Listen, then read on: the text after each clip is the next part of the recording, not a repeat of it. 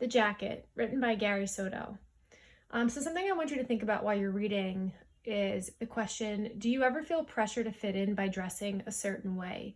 So this is something that the character, talks about and experiences in his story, and it's something that I want you to revisit and reflect on after I read the story. Okay. My clothes have failed me. I remember the green coat that I wore in 5th and 6th grades when you either danced like a champ or pressed yourself against a greasy wall, bitter as a penny toward the happy couples. When I needed a new jacket and my mother asked what kind I wanted, I described something like biker's wear, black leather, silver studs, with enough belts to hold down a small town. We were in the kitchen, steam on the windows from her cooking. She listened so long while stirring dinner that I thought she understood for sure the kind I wanted. The next day, when I got home from school, I discovered draped on my bedpost a jacket, the color of day-old guacamole. And for those of you who are wondering, day-old guacamole is a not appealing color. It is like a brownish, dark green color. I threw my books on the bed and approached the jacket slowly, as if it were a stranger whose hand I had to shake.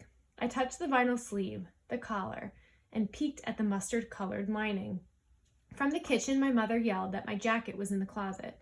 I closed the door to her voice and pulled at the rack of clothes in the closet, hoping the jacket on the bedpost wasn't for me, but my mean brother. No luck. I gave up. From my bed, I stared at the jacket. I wanted to cry because it was so ugly and so big that I knew I'd have to wear it for a long time. I was a small kid, thin as a young tree, and it would be years before I'd have to get a new one.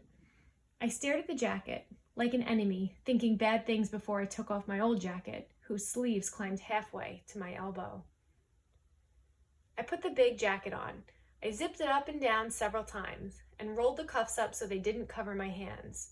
I put my hands in the pockets and flapped the jacket like a bird's wings.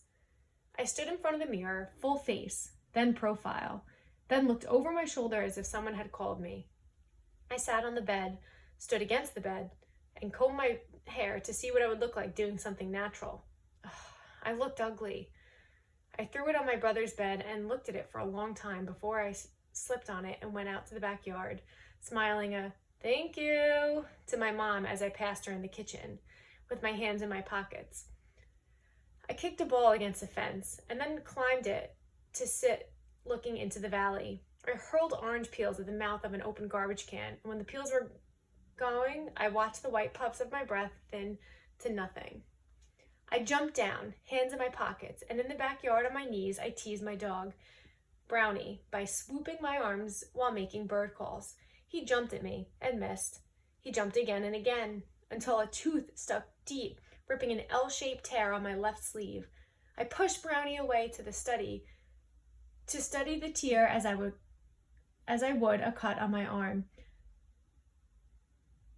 I pushed Brownie away to study the tear as I would a cut on my arm.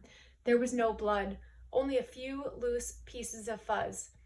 Damn dog, I thought, and pushed him away when he tried to bite me again. I got up from my knees and went to my bedroom to sit with my jacket on my lap, with the lights out. That was the first afternoon with my new jacket. The next day, I wore it to the 6th grade and got a D on a math quiz. During the morning recess, Frankie T, the playground terrorist, pushed me to the ground and told me to stay there until recess was over. My best friend, Steve Negret, ate an apple while looking at me, and the girls turned away to whisper on the monkey bars. The teachers were no help. They looked my way and talked about how foolish I looked in my new jacket. I saw their heads bob with laughter, their hands half covering their mouths. Even though it was cold, I took off the jacket during lunch and played kickball in a thin shirt, my arms feeling like Braille from goosebumps. But when I returned to class, I slipped the jacket on and shivered until I was warm. I sat in my hands, heating them up, while my teeth chattered like a cup of crooked dice. Finally warm, I slid out of the jacket, but a few minutes later put it back on when the fire bell rang. We paraded out into the yard where everybody saw me. We paraded out in the yard where we, the 5th graders, walked past all the other grades to stand against the back fence. Everybody saw me. Although they didn't say out loud, "Man, that's ugly." I heard the buzz of gossip and even laughter, and I knew it was meant for me. And so I went in my guacamole jacket, so embarrassed, so hurt. I wouldn't even do my homework. I received C's on quizzes, forgot the state capitals and the rivers of South America, our friendly neighbor. Even the girls who had been friendly blew away like loose flowers to follow the boys in the neat jackets. I wore that thing for 3 years until the sleeves grew short and my forearms stuck out like the necks of turtles. All during that time, no love came to me. No little dark girl in a Sunday dress she wore on a Monday. At lunchtime, I stayed with the ugly boys who leaned against the chain link fence and looked around with propellers of grass spinning in our mouths. We saw the girls walk by alone, saw couples hand in hand, their heads like bookends pressed air together. When we saw them and spun our propellers so fast our faces were blurs. I blame that jacket for those bad years. I blame my mother for her bad taste and her cheap ways. It was a sad time for the heart. With a friend, I spent my 6th grade year in a tree in the alley, waiting for something good to happen to me in that jacket that became my ugly brother who tagged along wherever I went. And it was about that time I began to grow.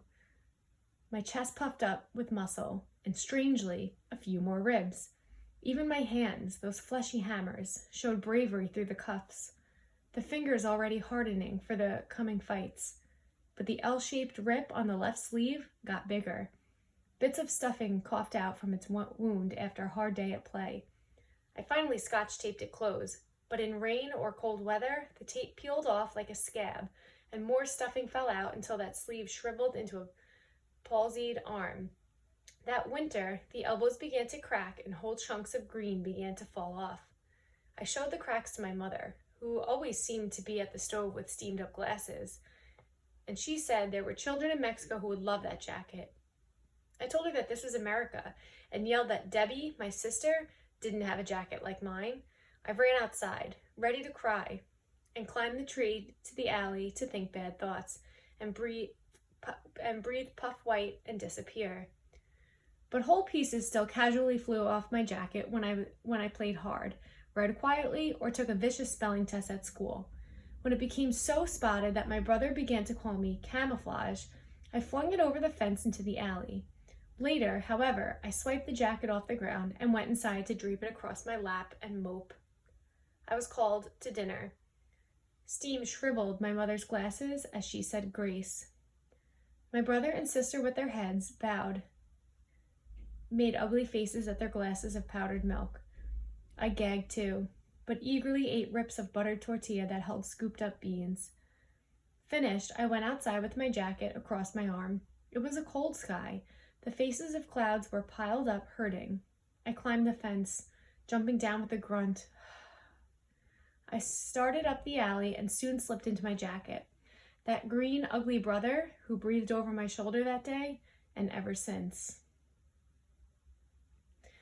Okay, so that was the end of the story. And the question that I asked you to reflect on was, do you ever feel pressure to fit in by dressing a certain way? So obviously this character, and it seems like if you knew the background of Gary Soto, the author, he's kind of telling a story about himself from when he was younger. And it seems that he struggled with fitting in, or at least it seemed like he did, because of his jacket, or at least he thought he struggled to fit in because of his jacket. And something else I wanted to point out, which I thought was interesting, was that twice in here he refers to his jacket as an ugly brother that follows him around. So I want you to think about that as well.